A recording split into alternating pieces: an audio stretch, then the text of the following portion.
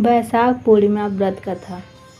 लोगों की मान्यता ये है कि जो कोई भी बैसाख पूर्णिमा की व्रत को कथा के साथ पूरे नियम के साथ पूरा करता है, उसके ऊपर भगवान विष्णु और माता लक्ष्मी की विशेष कृपा होती है। आज हम आपको बैसाख पूर्णिमा के कथा के बारे में बताएंगे। तो शुरू करते हैं।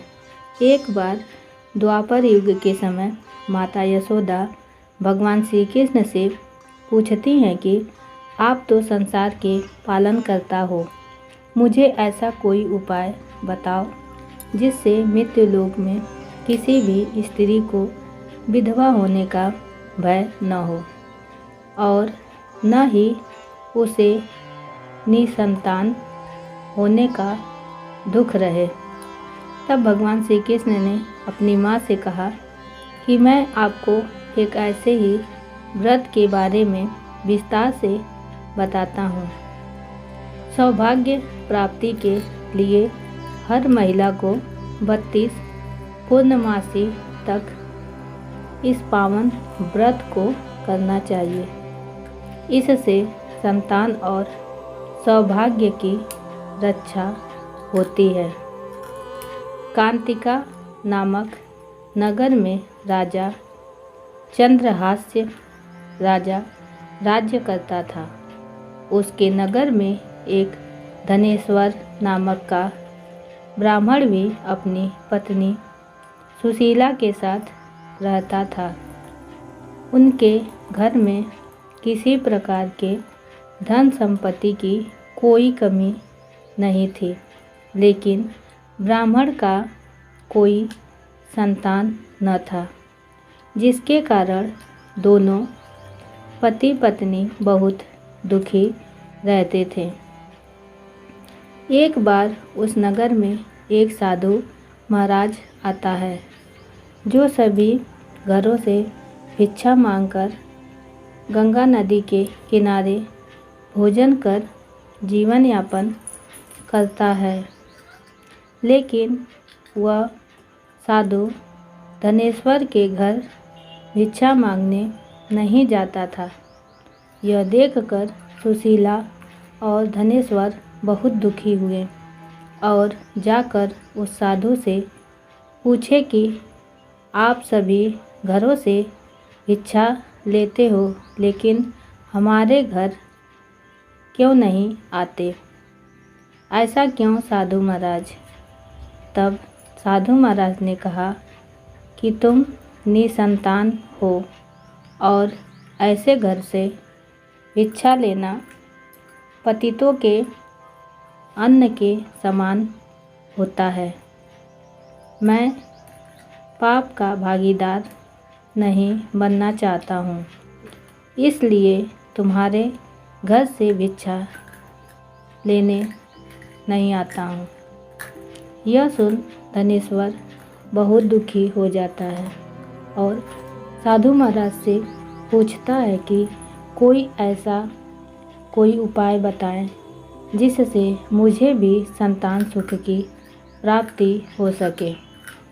तब साधु महाराज ने उस दंपति को 16 दिन तक माँ चंडी के पूजन का सलाह दिया, जिसके बाद से धनेश्वर और उसकी पत्नी ने ऐसा ही किया। दंपति के आराधना से प्रसन्न होकर माता काली प्रकट हुई और सुशीला को गर्भवती होने का वरदान दिया और कहा कि प्रत्येक पूर्णिमा को दीपक जलाए। ऐसे ही सभी पूर्णिमा को दीपक की संख्या बढ़ाती जाना और जब तक 32 दीपक न हो जाए तब तक माता के आशीर्वाद के फल स्वरूप सुशीला गर्भवती हुई। काली माता के कहे अनुसार वह दीपक जलाती रही। माँ काली के कृपा और आशीर्वाद से दंपति के घर एक पुत्र ने जन्म लिया, जिसका नाम धनेश्वर और सुशीला ने देवदास रखा। देवदास जब बड़ा हुआ तो धनेश्वर ने उसे विद्या ग्रहण करने के लिए काशी भेजा। काशी में देवदास के साथ एक अजीब दुर्घटना घटी, जिसके कारण धोखे से देवदास का विवाह हो गया। जब देवदास ने बताया कि वह अल्प आयु में है, तो फिर भी उसका विवाह जबरदस्ती करवा दिया गया। कुछ समय बाद जब काल देवदास के प्राण लेने आया, तो काल देवदास का प्राण नहीं ले पाया। तब काल ने यमराज से कहा कि वह देवदास के प्राण लेने में असमर्थ है, जिसके पश्चात यमराज ने इसके पीछे का कारण जानने के लिए भगवान भोलेनाथ और माता पार्वती के पास गया।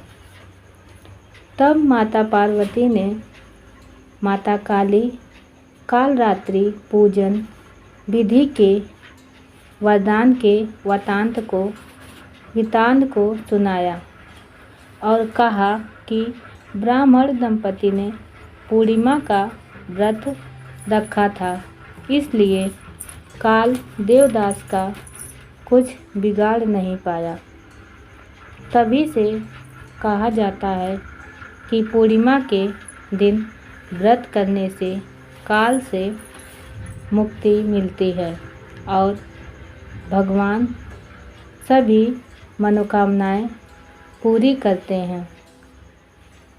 वैशाख पूर्णिमा की यह व्रत कहानी आपको कैसी लगी, कमेंट करके ज़रूर बताएं। अगर आपको यह कहानी पसंद आई है तो एक लाइक और शेयर ज़रूर करें और ऐसे ही धार्मिक कहानियाँ सुनने के लिए हमारे चैनल को सब्सक्राइब करना ना भूलें। साथ ही बेल आइकन दबाना ना भूलें, ताकि अगली अपडेट सबसे पहले आपको मिले। धन्यवाद। राधे राधे।